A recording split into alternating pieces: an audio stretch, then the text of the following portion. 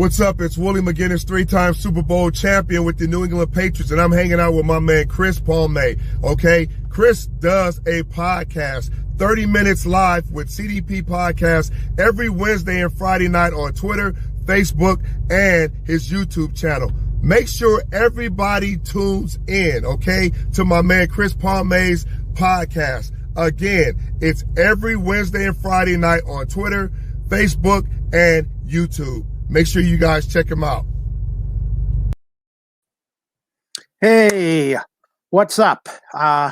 Thanks everybody for coming on 30 Minutes Live with CDP tonight on this Wednesday, April 21st. I'm just waiting for my guest, Scott Celani from the Scott Celani Band in Buffalo. He's a musician, songwriter, guitarist, promoter, and he does a little bit of everything. So just bear with me, and hopefully Scott will be on in a minute or two. But like I said, guys, thanks for coming on again. Just give me 1 second. I'm just gonna promote him on here while we're waiting for him. And Scott's a good guy. I've known Scott on social media for probably about 10 years now. So just bear with me. So yeah, Scott's born and raised in Buffalo. He is a musician, songwriter. He's a guitarist. He's a promoter, and he's the lead singer for the Scott Celani Band in the Buffalo, New York area. So he's been doing that for a long time. So yeah, guys, just bear with me, and hopefully Scott will be on in a minute or two. Like I said, so I really appreciate his time in that. So, but I just wanted to know how you guys are all doing tonight. And like I said, I appreciate you all coming on tonight. So, and you can also, while we're waiting for him, you can check out his website, www.scottcelani.com. You don't really need the www anymore, but just check him out at scottcelani.com. So, guys, just bear with me. Like I said, I sent him the link, so it might just be a minute or two to get him on here, but I can talk while you guys are waiting. Like I said, I really appreciate Scott coming on. How are you guys all doing tonight? Yeah, like I said, I had a long day. I slept until 4 o'clock, and then I woke up. So, yeah, I got to go back in tonight at midnight. So, but like I said, while we're waiting for Scott, let's see a little bit more about Scott. He's a singer, songwriter, entrepreneur. He's a proud American, 6 studio releases. His latest one now is his 6th album he's working on is called Home, and he just released a new song called Home by the Scott Celani Band that's now available on Spotify and Apple Music. So if you want to check that out as well. Like I said, and you can check Scott out on social media. You can check him out on Twitter, Facebook, YouTube, and Instagram, and you can check out his website, scottcelani.com. And he's got another performance this Saturday, April 24th at 7 o'clock at Salvatore's restaurant in the Depew, I believe it's in Depew, New York. He's doing a solo show. So he does solo shows and then with the bands and stuff like that too. So I'm looking forward to having Scott on tonight. And like I said, guys, he's a huge Buffalo Bills fan as well, and he loves the Sabres. And Scott is also very active in charity work in the Buffalo area as well. So yeah, like I said, if you guys want, while we're waiting for Scott, if you have any comments or questions, just please feel free to send me a message, okay? Yeah, like I said, sometimes with technology, things happen, so we'll just bear with me, and hopefully Scott will be with me shortly. I'm just going to send him an email.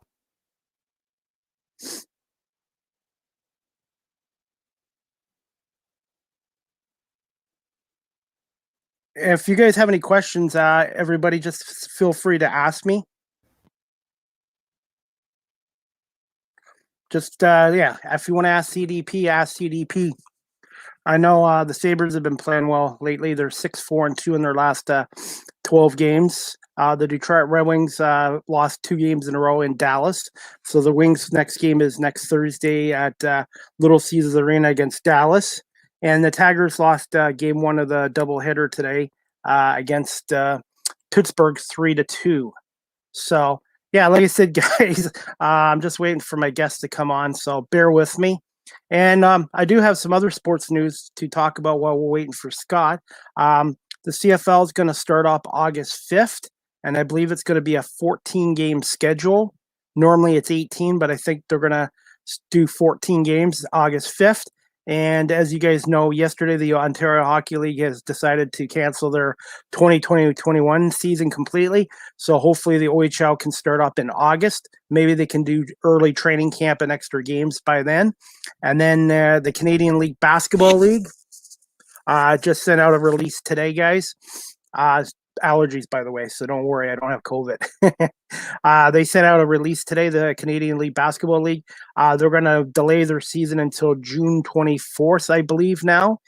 They originally supposed to start up June 5th, but June 24th, and the Guelph Nighthawks first game now has been pushed back to June 28th at the Slayman Center. So it's basically the CEBL has basically moved their season back 3 weeks to accommodate for the latest COVID outbreak and stuff like that. So I'm kind of hoping we'll get more sports back here this summer. So anyways, guys, just seasonal allergies. So just bear with me, guys, and hopefully Scott will be with us shortly. Sometimes things happen with technology that you don't plan on. So just bear with me, and thank you all for coming on here as usual. So like I said, we got sports on tonight too. Let's see. We got Nashville and Chicago, Minnesota, Arizona, San Jose and Arizona, Montreal and Edmonton, and then baseball right now.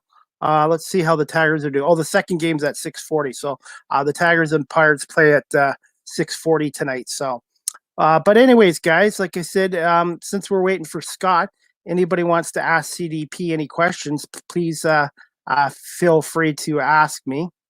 And while we're waiting, we'll just, like I said, you guys can check me out on social media. Facebook's my sports blog, which I update normally. Twitter, Instagram, and my YouTube channel. I am on LinkedIn as well, if anybody wants to connect with me on LinkedIn as well. So I think that's enough for social media. I think I got 5 or 6 social media accounts. So, but anyways, guys, and you can check me out on Twitter at Chris D. Palme. And then, like I said, guys, if you guys want to add to my check out my Facebook page, Chris Palme Sports Blog. I update it regularly as well. So just bear with me, and hopefully we'll have Scott on soon. Like I said, again, you can check out his website, scottcelani.com. He's working on his 6th album right now. Oh, there he is. Just 1 second, guys, and I will bring on Scott Celani. Hey, Scott. Hey, Chris, I am so sorry for the delay. No, it's okay. No worries. Thanks for coming on. Thanks for having me. I appreciate it. How was your day? Good. Not too bad. It's even though it snowed today on April 21st. I've seen snow as the middle of May before too. What's that? I've seen snow as late as the middle of May before. That's true. Yeah. Now, is there snowing in Canada today? In Ontario, I live in a city called Guelph, which is about. I know Guelph. Guelph. Oh, okay. Mm-hmm. Yeah, it's not that far from Buffalo or Lewiston. About an hour and a half, 2-hour drive. Yeah. We got about 5 centimeters of snow overnight, but nothing now. It's all gone.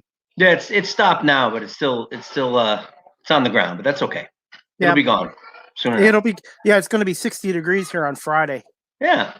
No worries. So, okay, well, thank you. Like I said, I really appreciate you coming on. I've talked to you on social media now for probably 10 years now. That's right. I'm representing today. Well, Allentown. Oh, yeah. We'll talk a little Bills football as well. But absolutely.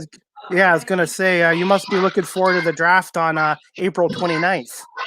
Yeah. I mean, it's interesting picking 30th. Not used to that. No, you're used to picking so many years 10. In the top 10, and so it's nice. It's nice to be in a worse draft position finally. I was gonna say, and I know my Eagles. They had the 6th pick, but then we traded down to number 12. So I'm gonna be interested to see what we do. It's gonna be an interesting year for them. We'll see how Jalen Hurts pans out. Well, yeah, when that's the only quarterback we have on our roster right now. So it's just crazy that they're 3 years removed from a Super Bowl, and they've had the coach, the quarterback are gone. Like it's very unusual that happens.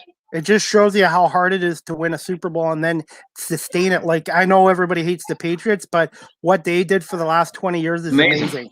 Yeah. Mm-hmm. But I think the Bills, if they stay healthy, and that's the key word, if they can stay healthy, I think you guys should have a good run at AFC Championship and a Super Bowl next year. It'd be nice. We'll see. Okay. Hey, we waited long enough. I was going to say, so did Philadelphia. Philadelphia waited 50 plus years to win Super Bowl 52. So that's right. You guys will get it. Hey, if the Chicago Cubs can win a World Series, you guys are going to win a Super Bowl. That's right. That's right. So, okay. Before I ask you some questions, can I just show a clip of your video home? Your video? Please do. Yeah, that'd be great. Okay. No problem. Can you hear me okay? Yeah, I can hear you loud and clear. Can you hear me okay? Yeah. Okay, 1 second. I'm just going to put this on here. I'm still learning all this technology stuff. There it is. Thank you for promoting that. I appreciate it. You're welcome. I do this with all my guests. I've been out here searching for something. Now I feel like I'm running to nothing. Feeling like I just don't need this anymore. Now that I'm a little bit older, this open road's a little bit colder. Everything I see out here, I know I've seen before. I used to think I'd climb this ladder and feel okay. But time is all that really matters, and it's slipping away. 10 more hours, coast to coast, blinded headlights. I need you the most. I don't care how much it cost me. This empty road has finally lost me, and I just want to come home to you. Stepping at another blank ceiling, fighting off another cold feeling. Don't wanna go another mile till I hear your voice. Another town and all these strange faces, rolling up and down all these strange places. Realize I just don't want it, and I've got no choice. My dog's chiming in. Climbing up this endless ladder day after day. But time is all that really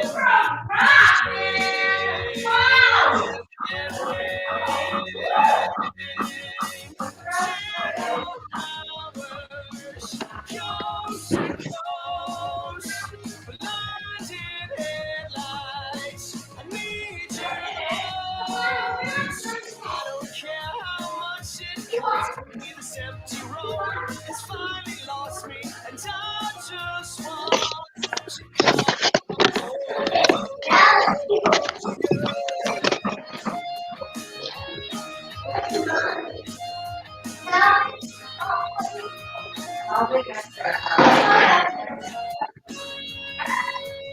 just wanna go to sleep now. Just wanna go to sleep now. Just wanna go to sleep now, next to you. Just wanna go to sleep now. Just wanna go to sleep now. Just wanna go to sleep now, next to you. 10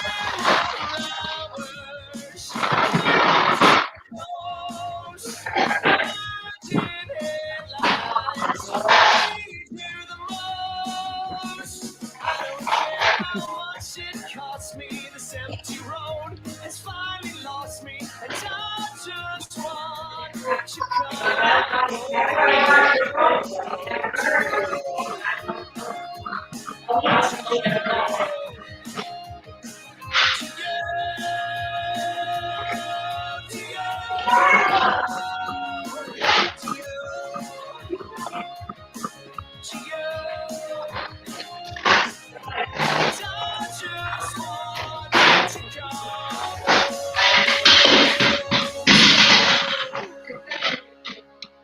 All right. All right. Anyways, I just wanted to play that. I really enjoy that song. Thank you very much.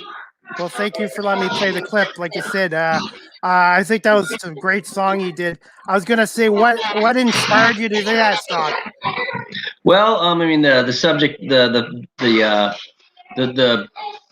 subject matter in the video itself really explains it. You know, I've done my share of touring over the years, and it's just, that song is just really a reflection on what's most important in your life. You know, what matters the most. And I still had the chance to go out of town for shows. Obviously, you know, much different in the last year because things are so different. But you know, outside of the past year, I still do some out of town stuff. In fact, it started up again. I was just in Pittsburgh for a college show a couple weeks ago, but not like I used to. And you know, it's not as important as being around the people that you care about the most. And that's really what that song's about. That's true. I was gonna say, how long did it take you to come up with the lyrics? Like, how long did it take you to write the song and get it all ready to go on CD? The actual songwriting process wasn't that long. Hi, excuse me, this is my little girl. Pardon me. It's okay, no worries. The songwriting process for that one actually went pretty quick. I had some ideas for it. I actually co-wrote it with an old friend of mine, a very accomplished writer and performer out of Atlanta, but a guy by the name of Alan Schaefer, who I knew from the time that I lived in Atlanta. And he's a good friend. He's been a mentor to me. And, you know, it was cool to write this song with him. He helped me kind of finish it. So the actual writing process didn't take long at all. The recording, we did it in, you know, and as far as, you know, the recording process is so different now because you don't need a big studio anymore. The equipment that you can get, that everyone, you know, that you have access to now is just as good as, you know, top of the line studio equipment.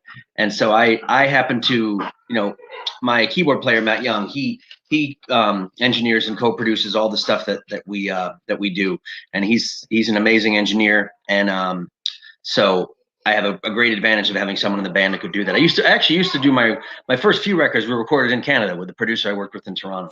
Oh, but, I did not know that. I did not know that. Cool. Yeah, my first my first two records were all in Canada, and then the third one was kind of half and half. Half of it was there, and half of it was here. But since then, you know, Matt and I have been working together on all the Scott Celani Band stuff. And instead of putting out an album, we're doing, you know, what's more of the trend now. We're doing one song at a time. And so we released that one, and then we released another single a few months ago, and we're going to be releasing more kind of every few months, releasing a new song, and then it'll culminate in an album release, as opposed to the way that allows you to, you know, keep having new content to give to the audience instead of, so your typical, in the old days, your typical album promotion would be like 2 or 3 months of a really hard promotion for one record. Well, now you know, I mean, the landscape is different in so many ways. Now you can, the advantage, and there's a lot of disadvantages to now, but the advantage to now is that you can, with a singles driven market, you deliver one song at a time to the audience, and it just allows you to, you know, keep coming back with new things in a shorter period of time. I guess you're working on your 6th album now, I believe. Yeah, is that our 6th one? Let me see this. That is actually our 7th. 7th, wow. Yeah. Sorry about that. 7th. No, that's okay. That's cool. Like you said, thank you. Yeah, I was gonna say, like, I was gonna start asking you some questions, if that's okay. Go right ahead. Okay, like I said, every podcast I do, I learn something new. So, like I said, I'm gonna just ask you. Can you just tell my audience just a little bit about yourself and how you ended up getting into music? Like, if you were in it when you were really young, or it took you a little later in life to get into music. Sure. Well, I would tell you that, you know, my experience in music began as a kid. In a way, a lot of kids are exposed to music. You know, I was in the school bands and the school choruses. Played clarinet in the 4th grade, and did that for 5 years. And it should have been saxophone, because, you know, when you're in the 8th grade, clarinet is not cool, and 8th grade is about the point when, you know, you start realizing girls like the saxophone. I would have been better off with the sax. I probably would have stayed with it. But then, after clarinet, then I ended up, you know, that was my exposure to music, between being in the school musicals and the school choruses and the school band. And the notion of being in a band was always a fantasy in my head, you know, my whole childhood. never thought I could actually do it. And then, in high school, I started fooling around with the guitar, and late high school, right near the end of high school, put a band together.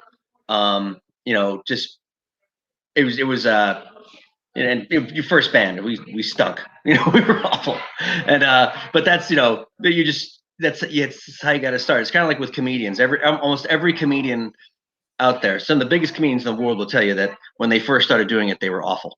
And it takes a while to get it. And so then I had a band in college for a little while, and then when I ended up, I never really had the confidence though to call myself a musician until when I was living in Atlanta, and this was after college. Through my friend Alan, who we wrote the song with, I got the chance to work with a vocal coach by the name of Jan Smith, and I got to work with her for a year. And she, at the time, had been working with guys like Rob Thomas from Matchbox 20 and Usher and a few other people. And it was amazing to get to work with her. She actually ended up eventually becoming Justin Bieber's full-time vocal coach. But I got a year with her, and I even asked her at one point. I said, "Am I wasting my time with this? Should I, is this something I should be doing?" And she said, "I don't work with people who are wasting their time. If you couldn't do this, I wouldn't work with you. You can do this." And that really made me think, okay, I can be a pro. And then I ended up, when I ended up back in Buffalo, started a band up here. I came back to Buffalo for family reasons more than anything else. But then ended up, starting a band up here that was together for a couple of years, and then ended up going on my own. And I have been on my own for, many years now. And it's gone way further than I ever thought it would go. It's to be able to do it as a profession. I never thought I'd be able to do it. And it's something that I completely built by myself. So it's very humbling, and something I'm very grateful for, to still be doing it now. Well, I'm kind of trying to switch careers at my age. I'm almost 49, but a couple years ago, I got a taste of broadcasting, and now I'm with Rogers TV as a camera operator. And about a year ago, I started my podcast, which was really bad at first. I couldn't get guests on, and I was kind of nervous and all that. But I just kept doing this podcast twice a week for a year. And now I've been getting guests like yourself and John Murphy and Bob Sochi, the voice of the Patriots, Freddie Coleman. And it's just, and people are telling me. You got Freddie Coleman from ESPN too, huh? He's great. Wow. Yes. Christine Lacey. I'm very flattered that you'd put me in the same category as those guys. I mean, I saw that you had Sal Capaccio on recently. I think you had Keith Radford on. And you had the Bulldog, right? That's great. Yeah. Good for you, man. I'm being myself. I ask guys, I tell them what I'm doing, and they're great. And they just tell me to keep doing what I'm doing. And this is something I have a passion for. And it's just, I got to keep doing this. And people in Buffalo, before COVID, I was coming over to Buffalo probably once a month for sporting events or shopping. And to me, Buffalo area is like a second home to me. That's great. That's great. So that's what your overnight thing was. You're a camera operator at Rogers, huh? For the Guelph Storm, but they've been shut down with the COVID. So I'm hoping to get back with them in the fall. So now I'm just, my other job, the other job I'm in a casino and a racetrack, but they're closed right now. So with the COVID, with the lockdown here, I'm on midnights, but it works out good for me anyway. So all right, good. I'm just hoping. It's great that you're pursuing it, man. I have a lot of, I have a lot of respect for broadcasting. My wife was a Channel 2 reporter for many years. So yes, I watched her a lot on WGR Channel 2 over many years. Oh, nice. So, but I still have a lot to learn in that, but I just want to keep getting more guests and just keep interviewing and just trying to improve every week. That's great. Good for you. Well, like I said, a podcast is only as good as its guest, and like I said, I'm very lucky and I'm appreciative of the opportunity. My pleasure, man. I'm happy to be a part of it. It's funny. I've gotten in, the podcasting. It's it's become such a phenomenon now. I was somewhat I was somewhat resistant to all the podcasts. I was more of a traditional. I was into satellite radio and a few other things. But now there's about a half dozen podcasts that I follow very closely on a regular basis. Well, and like I said, I try to get sports guys on here, but now I've been getting comedians, and then I like to get musicians like yourself on here because I want to branch out and I want to learn more about other professions too. Absolutely, that's great. Still talk sports too. Okay, my next question for you, Scott, is where did you attend college? I went to Georgetown University in Washington for my undergraduate, and I went for my graduate degree at Cornell. Wow. How many years was that? The master's degree? Yeah. How many years was that? My undergrad was 4. The master's degree was like a year and a half. Okay. Yeah. All right. This question you've already answered, but did you have any other mentors besides the one guy you just mentioned when you first started out in the music industry? Well, I would tell you, I mentioned my friend Alan Schaefer, who was definitely a mentor when I was in Atlanta, and Jan Smith as well, the vocal coach. I would also say, and this was probably before I would be considered in the industry, but there was a friend of mine who's older than me, who I just thought was a cool. When you're 14, people who are 17 or 18, they seem so much cooler than you because they are. And this guy he lived in my hometown, and his name was Ben Lee, and he played guitar a little bit, and he showed me guitar, and I looked up to him so much that he even helped me write my first song, which was it was not he did a nice job with it, with the song. My contribution was not that good, but those kind of people who impact you at a certain point, especially in your childhood, can really, really have a major influence, because I don't know if I would have pursued music without a friend like that to really sort of help me along. Okay. You sort of answered this next question, but what was your first song you performed and wrote, and favorite songs you've performed so far? Well, the first song that I told you, it was that was my friend. The song itself was not. I was so young, and I didn't know what I was doing, and it was, sorry about all the noise. I had my 6-year-old has her cousin over here, and they're running around like fools. The song was about a girl I had a crush on in like the 8th grade, and it was not a very good song, and I made the mistake of showing her the song. I should have just kept it to myself. I don't think she was very impressed, but that was my. But I stayed with it. I stayed with it, fortunately. And my favorite songs, I would say, were in terms of having my own music, Home is probably my favorite one because it's been the most successful. And my second favorite one is a song called Laughing at the Sun. We often close our shows with it. It's a real bouncy, sort of feel-good, danceable tune. And that's the one, that one always gets people moving. And it's nice because people who've never heard it before at our shows, get moving to that one, which is cool. So those Home and Laughing at the Sun are my two favorites. Okay.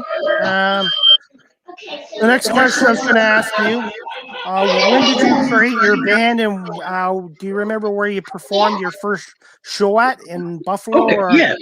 Well, let's see. When I first came back to Buffalo, I was in a band called Rufus Maneuvers. We were an original band, and we were it was more of a it was a band. It was a different band than what I was in. And then when I left them and I started my own thing, Scott Celani Band, my first shows were by myself, and then sort of eventually put the band together. The first time the band played, the first time I played by myself when I started my official quote unquote solo project in Buffalo, was actually at the Continental, and then which was a legendary venue. The Goo Goo Dolls started out at the Continental, and then my first show with the Scott Celani Band, I think, was Jackson Music in Grand Island had a big festival, a big concert they were doing in their parking lot under a tent. I think we played that, and then we did our CD release party at the Trelf, which was a really great night. We almost sold it out. I think we did sell it out. It was about almost 600 people there. But that in terms of that, the first show I ever did was at the age of 17. There's that high school band I told you about. We played. We put together a show at the Orchard Park Pavilion, which is an outdoor pavilion, and I convinced the town to let us use it. And we weren't that good, but we had a decent turnout. Okay. My next question for you, Scott, is what is the hardest aspect of the industry, performer, or writing songs, and creating your band? Um, the hardest aspect, I think, first off, is getting the confidence, especially when it comes to. There's a few hard aspects. One of having the confidence to get up in front of people, and especially when you're writing your own music, and show them, to expose. You're really putting yourself on the line when you get out in front of people and perform in front of them, especially if it's your own material. And sorry. It's okay. No worries. That takes a while. Some people are natural. Hey, 1 second, guys. Thank you. Some people are natural and can take to it right away. I mean, having experience in school plays and things like that, getting up in front of crowds definitely helps. But I think getting the confidence, number one, and also just having the fortitude to really invest yourself in it and go for it, because there's a lot of rejection. There's a lot of no until you get a yes, and so you just have to having the. There's some people who don't know about it. They think it's just some people think it's just a big party and it's just all fun. And, maybe for some people it is, but I never saw it that way, because, it takes, there's so much work that goes into it, and having the I guess the patience and the fortitude to stick with it and build something is probably, I'd say that and having the confidence are probably the hardest aspects. Okay. I was going to ask you, on average, generally, how long does it take you to write a song? I guess it varies. It varies. Some of the Yeah. best ones come really quick, that you get them done in a half an hour. Wow. And then, in terms of the writing, I'm talking in terms of the melody and the lyrics. I mean, obviously the recording process is a different story, but in terms of completing a song, and then sometimes they take a while. You have an idea that you may need someone else to help you complete, or you have a few different ideas that you sort of put together. For me, it always starts with the melodies first. The melodies just in my head, and these days I use the voice memo on my iPhone to just an idea comes into your head, and you just make sure you hang on to it. And I have a ton of ideas I haven't done anything with. So it really varies. It could be as little as a half an hour. It could be as much as a couple of years. Wow. Okay. Yeah. Because I was kind of curious about that. Okay. Yeah, everybody's got their own process, but I think a lot of writers would agree with me that some of them come quick and some don't. Okay. And you guys, I guess I was reading up that you also do a lot of promoting too. Yeah, and you have to. It's become easier in a lot of ways with social media and with technology. I mean, the drawback of technology with music is, I mean, it's the money that is made off of recorded music is so much lower now. Because as you I sure remember, you used to cost $20 for a CD of 10 songs. Oh yeah. Now you're paying $10 a month for all the music you want. Millions of songs. So or I have Sirius satellite radio.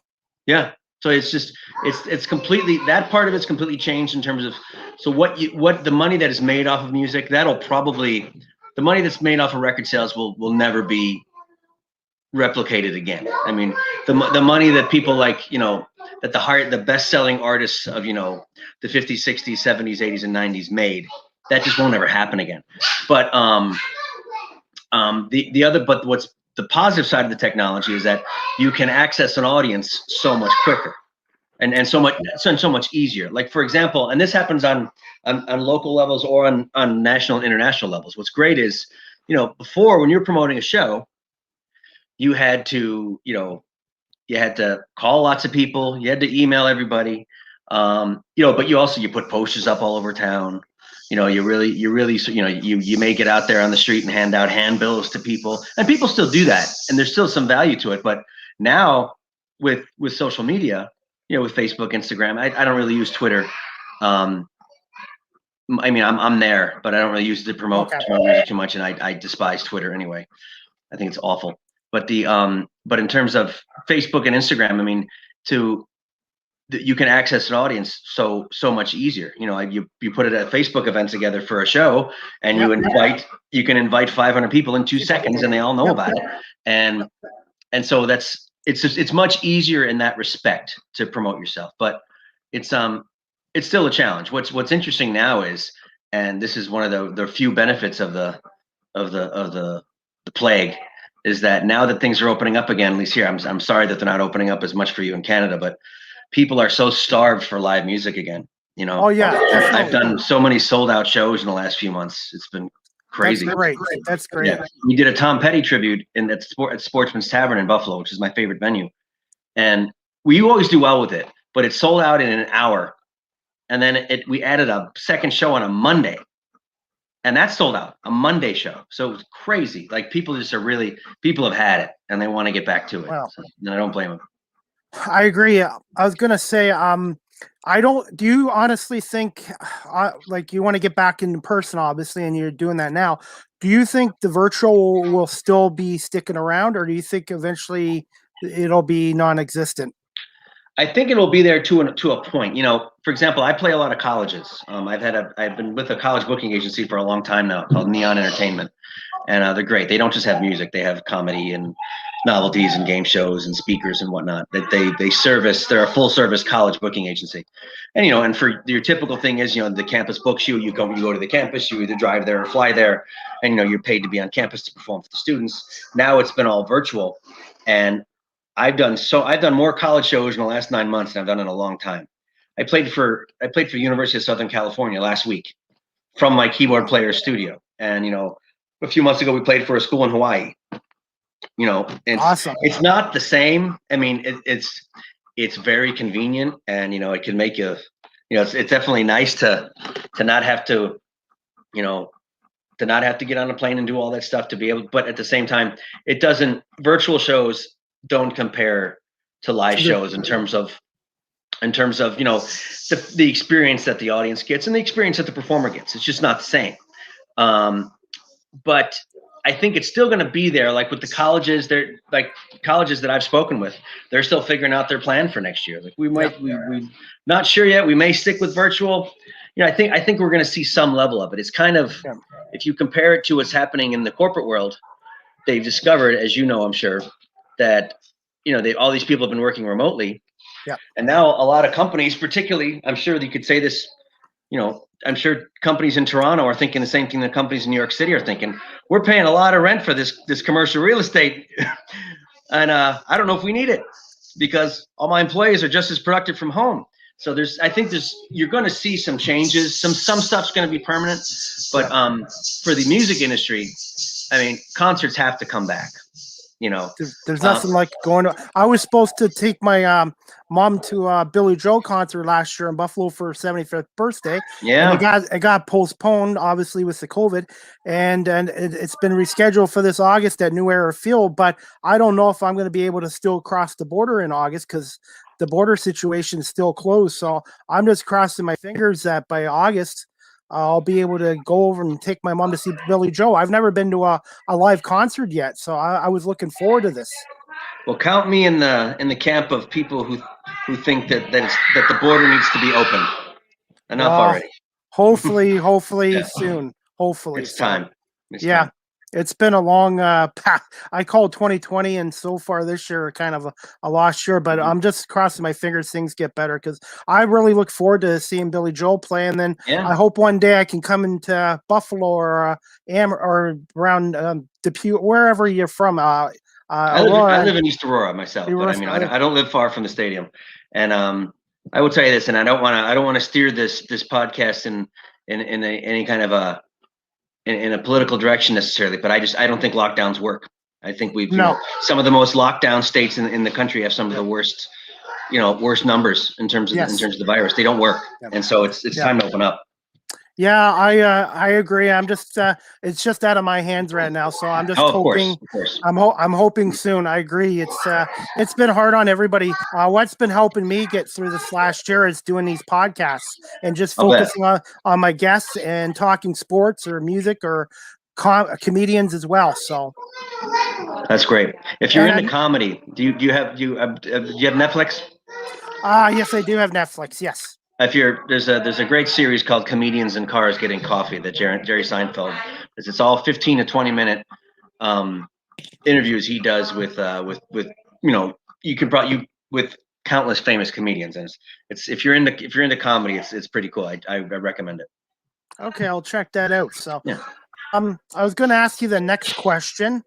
Sure. What was your favorite place to perform at Buffalo? Your favorite place to perform in the Buffalo area? And you already answered my second question. So if you just want to answer the first question, yeah. My favorite place in Buffalo to perform, and I mentioned it, is a place called the Sportsman's Tavern on Amherst Street in Buffalo. Okay. And now it's on the Black Rock section of Buffalo. It's right off of the 198. You look at it from the outside, and it just looks like another corner bar in Buffalo.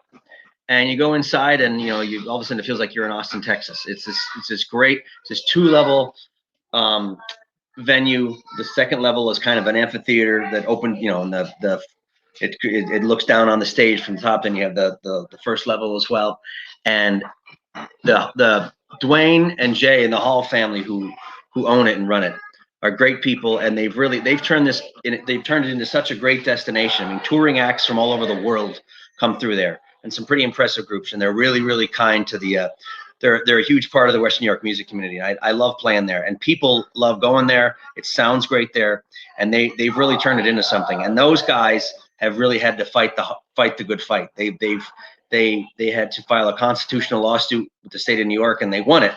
It took a while, but they won it to get themselves open up, and they set it up in such a way so other venues were able to benefit from the court decision as well. And great place, Sportsman's Tavern.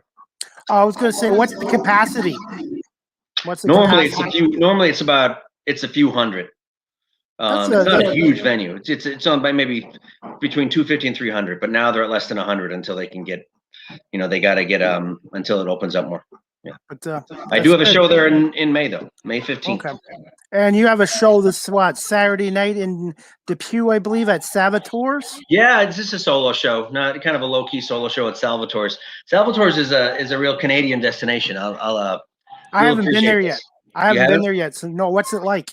Well, it's nice. It's changed a little bit. Salvatore's was it was known as Salvatore. I think they kind of changed the brand of it a little bit. It was, a popular but very gaudy kind of Italian place. They've changed things up a little bit. I think the Russell III, who's the grandson, has really sort of put his stamp on the place. So they've kind of modernized, I think. And what's neat about it is, from a Canadian perspective, I've met Canadians there. Canadians go there quite a bit. And what I guess I've heard is, and I know it's changed right now, but when things are normal, if so many Canadians fly out of Buffalo because it's so much cheaper, yeah. and it's easier to cross the border than it is to wait in line at customs at an airport. Yep. So they drive into Buffalo, and what a lot of them do is they come to Salvatore, because Salvatore's is right down the street from the airport. It's 2 seconds from the airport. So what they do is it's a restaurant, and it's got a hotel. So what they do is they go there, they get a room for the night, they come in the night before, they go to dinner, they party, they get drunk, they stay in the hotel, and they get up in the morning and they fly to wherever they're going. And it's become from what I've told from the Canadian folks I've met there, that it's a bit of a tradition that a bit of a routine that they've established. I'm gonna have to try it once I can get across the border again. Absolutely. What do you recommend? What's their specialty? I haven't eaten there lately. I've usually just been playing there, but no, it's just general Italian fare. I mean, they have a lot of good stuff. I couldn't speak to one thing in particular. Okay, I love Italian food, so that's good to know. Yeah. Okay, are you okay for time for a few more minutes? Yeah, sure. I'm good. Okay. I always like to ask my guests, anyways. No problem. Okay, I know this about you, but I know you're a huge fan of the late Tom Petty. What's your old favorite? Time favorite Tom Petty song? Like, I know you probably like all of them, but do you have one particular that you love playing? Probably, it changes, but I love the Damn the Torpedoes record. That to me is his signature album. So I mean, it's probably a tie between Refugee and Don't Do Me Like That. I love both of those songs, and Tom Petty's writing style, I very much relate to it, because it's not real complex, and he just uses the right chords at the right time, and just such a legendary American songwriter, and he's one of those guys. I noticed this with him and with the Beatles and with Johnny Cash. They just transcend. Like, there are young kids who like Tom Petty, and young kids who like Johnny Cash and the Beatles, and that's awesome. So we did the Tom Petty tribute that I told you about. I mean, it cranks every year. People just love it. I think you do a great job because I've seen some of your videos on YouTube or on your website. So, Well, and thank you. Tom Petty is one of my favorites. I'm a 70s and 80s type guy. Oh, So, yeah. yeah, I grew up with that music. So Tom Petty's one of my favorites. Absolutely. Me too. Me too. Okay. I was going to ask you just two more questions. What other music bands besides yourself and your band and Tom Petty that you enjoy listening to? Well, this is a funny thing, and I have to a little bit of self-promoting here. Are you familiar with? This is a new project I'm involved in. Are you familiar with a style of music called yacht rock? Yacht. I know on Sirius Radio they have a yacht rock channel. Yacht rock radio. Yeah. So yacht rock, and that's really what's happened with that channel in particular. The channel's had a lot to do with it. This whole yacht rock phenomenon has taken hold across the country. And the yacht rock, for anyone watching or listening that doesn't know about it, is what it is. It covers about like 77 to about 82 or 83, and it's very sort of AM gold, sort of, a lot of corny love song type of stuff. But Christopher Cross, Ambrosia, Michael McDonald, Rupert Holmes, little bit of Steely Dan, some Hall & Oates stuff, and I think it's been called yacht rock because some of the imagery in some of the songs that are about boating, like Sailing by Christopher Cross and things like that, or Ride Like the Wind by Christopher Cross. So it ended up getting this yacht rock name. And we started, I just joined a yacht rock group in the Buffalo area. And as far as I know, we're the first one around here. And we're called the Yacht Fathers. And it's we've done 4 shows now, and all but one has sold out. And the only reason the third of our fourth one didn't sell out, we missed it by like 20, was because it was Good Friday. And it's an amazing project. There's a very popular band in Buffalo called the Nerds Gone Wild, and they dress up. They're an 80s party band. Then they dress up like nerds, and they have this wildly loyal, rabid following. And they're really good at marketing. And they asked me to join this group. It's basically the Nerds and me and one other performer by the name of Dr. Gary Steen, and we in a similar concept where we have the outfits, and we wear the captain's hats, and it's on Facebook at Yacht Fathers, but and if you do, and we wear the blue coats, we all look like we're at a yacht club, like uniforms, and it's been so well received. And the songs, I love doing these songs. I love these songs my whole life, and I finally get to sing them, and it's excuse me. It's such a thing now. Like there's a band in Atlanta called Yacht Rock Review, and they sell out theaters. And this has been so positive so far. I mean, it's when things keep opening up, I think it's going to be being better. So that's what I've been really into lately, is the yacht rock. I listen to that station on my satellite radio too. I enjoy some of that music from the 70s and 80s. Yeah, especially Christopher Cross and Kenny Loggins. I think Kenny Loggins is on there too. Oh yeah, we do I'm All Right. That's part of our set. That's one of my favorite songs. Great tune. I can't believe it's 41 years old now. I know, right? Where does the time go? Where does the time go? I know. Okay. And my last question I wanted to ask you, actually 2 more, and that's it. Sure. This one I was going to do before my last one. Thoughts? I know you're a huge Buffalo Bills fan. You're a season ticket holder. What were your thoughts on the 2020 Buffalo Bills, and how long have you been a fan and a season ticket holder, and your all-time favorite Buffalo Bills player? Sure. Well, I was so ecstatic about the 2020 Bills, as most people were. I expected them to do well in 2020. I mean, obviously, we were so grateful that there was a season at all. But I expect them to do well. They did. They did better than I thought they would. I mean, I thought that they had a good chance to win the division. I didn't think that they would, take the league by storm the way they did. It was unfortunately that the championship game was so disappointing. But I mean, they're in a great position right now. They have a lot of youth. I mean, it's I have Brandon Beane and McDermott. I have so much faith in them. That's the best. Brandon Beane is the best thing that's happened to the Bills since Bill Polian. I mean, I totally agree. He's amazing, and I'm so excited about that. In terms of my all-time favorite Bill, I was always growing up. I always wanted, I wanted to be a receiver in the NFL, and I wasn't fast enough. But I played football through high school and everything. And I was a receiver and a defensive back. And my favorite player, who I just idolized, was a Bills player from the '80s named Jerry Butler. And I remember always him. Yep. loved him and idolized him. And I actually got to meet him. He's part of the reason I got engaged when I did, because when I'll share this story with you. My wife, who at the time I was not engaged to, we were dating, and she knew that I always wanted to be down on the field for a football game, that I thought it'd be so cool to be down on the field for an NFL game. And she knew that my favorite player was Jerry Butler. And that year that we were dating, it turned out that the Bills were playing Cleveland, and she found out that Jerry Butler actually worked in the front office for the Cleveland Browns. And when the Bills were playing in Cleveland, and we were going, I was actually performing in Cleveland that weekend, and we were going to the game.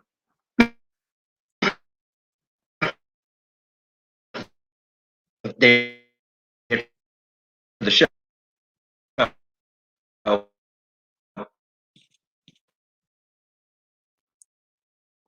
Oh, guys, just hang on. Just I think Scott just froze. Just be a one moment, I guess. Just seconds, Scott. I think I'm here. You're here. Okay, good. Sometimes back? things happen.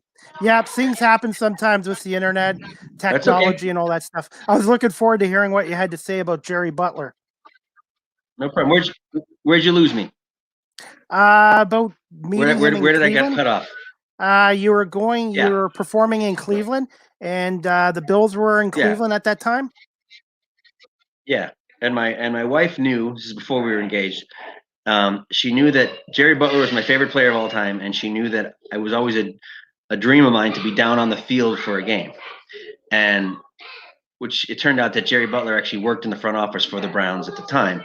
So she was able to set it up as a surprise, that we got pregame field passes to be on the field, and Jerry Butler came down and met with us, and I got to have a conversation with Jerry Butler and get a picture of him, which is actually, it's around here somewhere.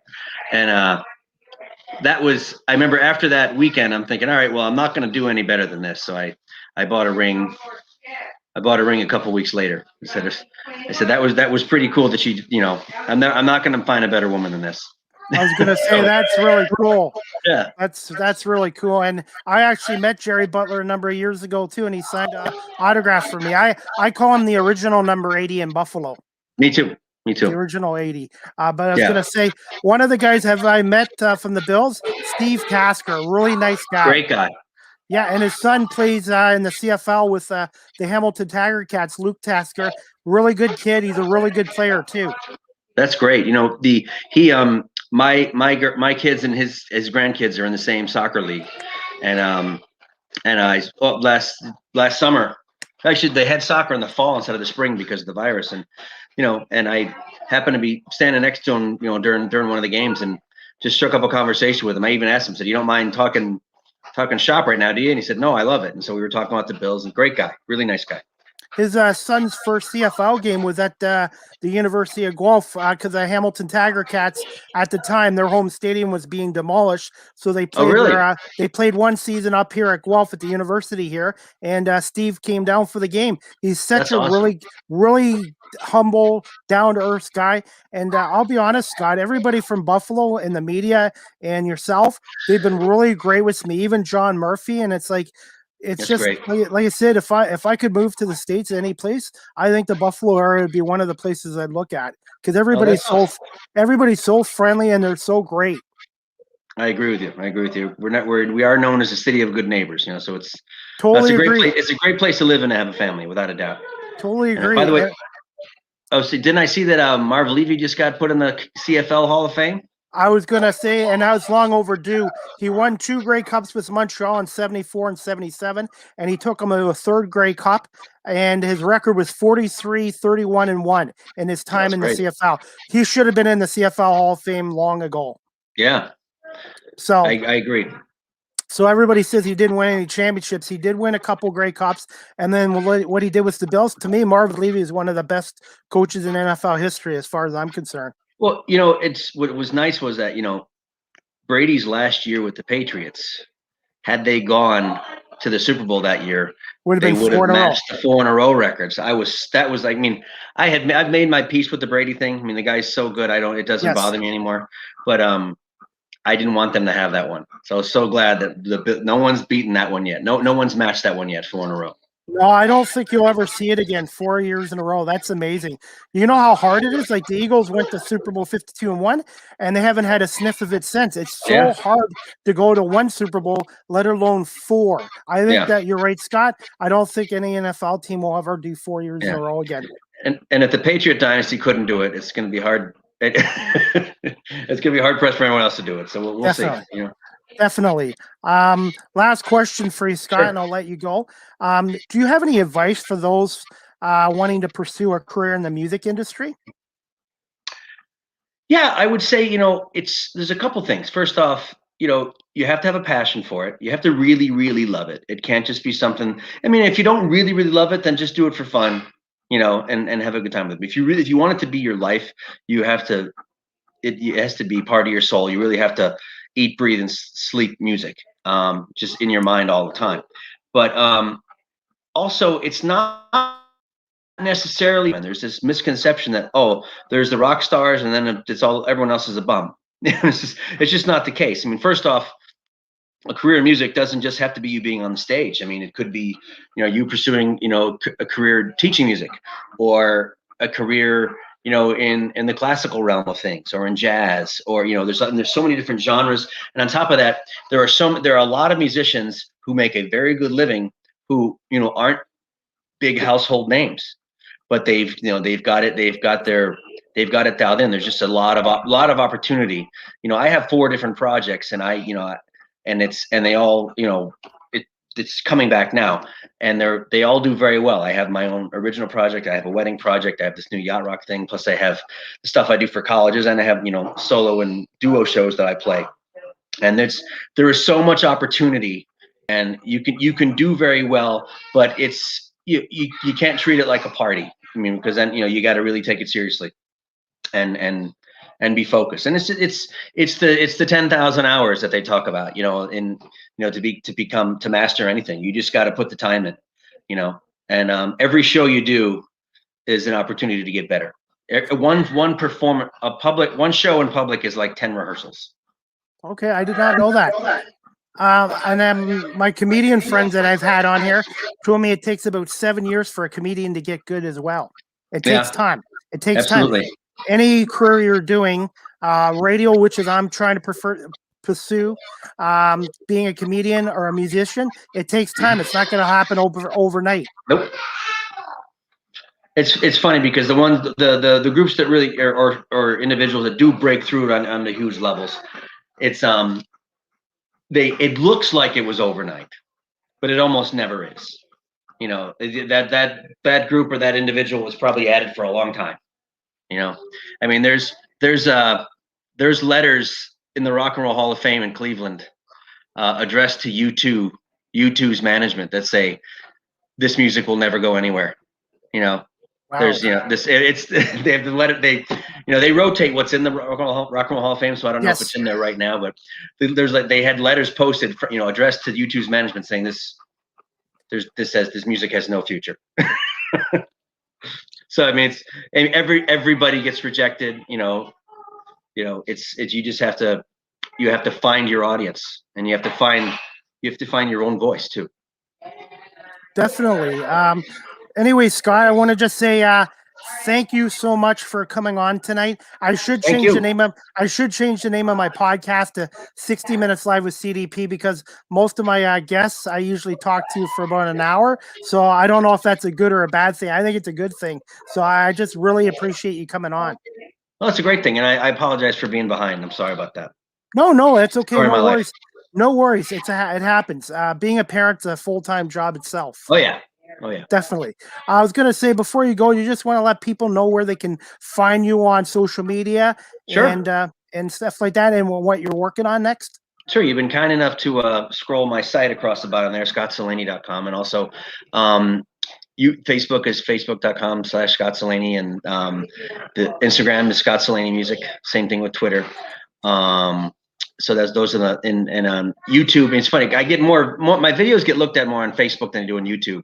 I'm in the hundreds of thousands on Facebook. The YouTube channel hasn't taken hold as much as the Facebook videos have. But I'm on YouTube as well. All the usual spots, and you can find all my music on Apple Music and Spotify as well. You just look up my name or my name with the word band after it, and you can find all my stuff.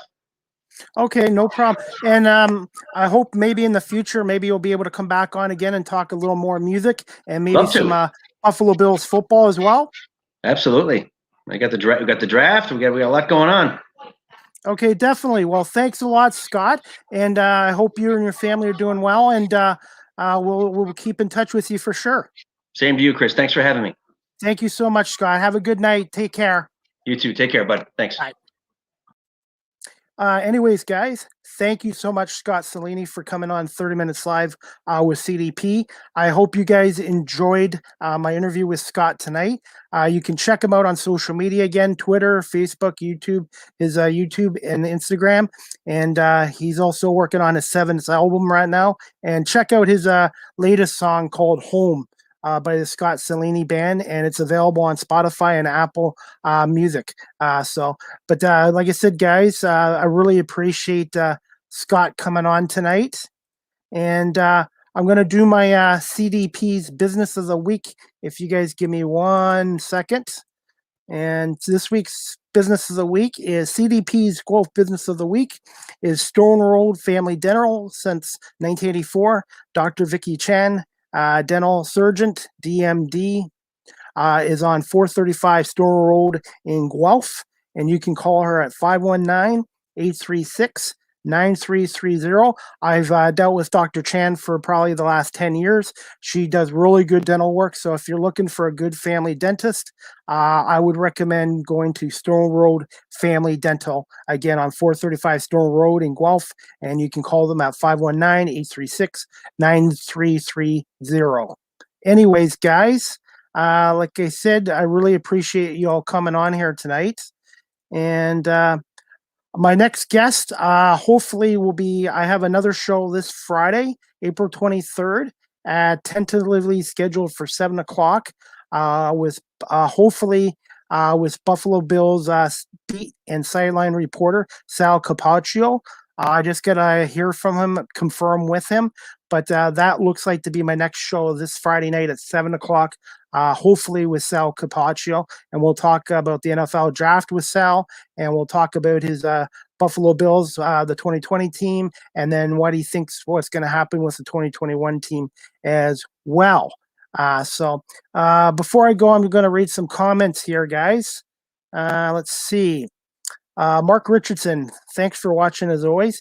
Do you think the Jays look good this year? No, they do not look good this year, Mark.